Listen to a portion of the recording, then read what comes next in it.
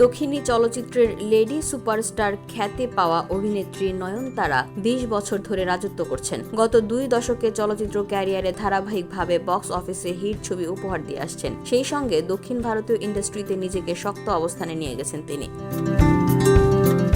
তামিল, তেলেগু, মালায়ালাম কিংবা কন্নড় সব ভাষার চলচ্চিত্রে অভিনয় করেছেন তিনি। গতানুগতিক নায়িকার মতো শুরু করে ক্রমে কেন্দ্রীয় চরিত্র হয়ে উঠেছেন এই অভিনেত্রী। সবশেষ শাহরুখ খানের জওয়ান সিনেমায় অভিনয় করে গোটা ভারত জুড়ে নতুন করে আলোচনায় এসেছেন। এবার নতুন একটি তেলেগু ছবির জন্য বিশাল অঙ্কের পারিশ্রমিক দাবি করে সংবাদের শিরোনাম হয়েছেন এই তারকা।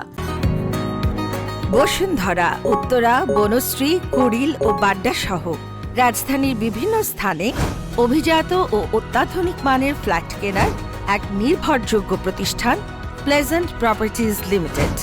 তাই আপনার স্বপ্নের আবাসনের জন্য আজই যোগাযোগ করুন।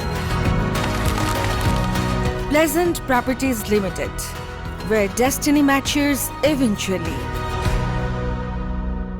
ভারতীয় সংবাদ মাধ্যম ইন্ডিয়া গ্লিটস অনুসারে আসন্ন তেলেগু ছবিতে মেগাস্টার চিরঞ্জীবীর বিপরীতে নয়নতারাকে প্রধান নারী চরিত্রে অভিনয়ের জন্য প্রস্তাব দেওয়া হয়েছে। জানা গেছে এই চরিত্রে অভিনয়ের জন্য 18 কোটি রুপি পারিশ্রমিক চেয়েছেন এই লেডি সুপারস্টার। এই দাবি সিনেমা সংশ্লিষ্টদের জন্য বড় ধাক্কা হয়ে এসেছে এবং গুঞ্জন অনুযায়ী প্রযোজনা প্রতিষ্ঠান এই অঙ্কটি কমানোর জন্য আলোচনাও শুরু করেছেন। তবে যদি নয়নতারার কথা মতোই চুক্তিটি সম্পন্ন হয়, তাহলে এটি নয়নতারার ক্যারিয়ারের ক্ষেত্রে একটি নতুন মাইল ফলক হবে।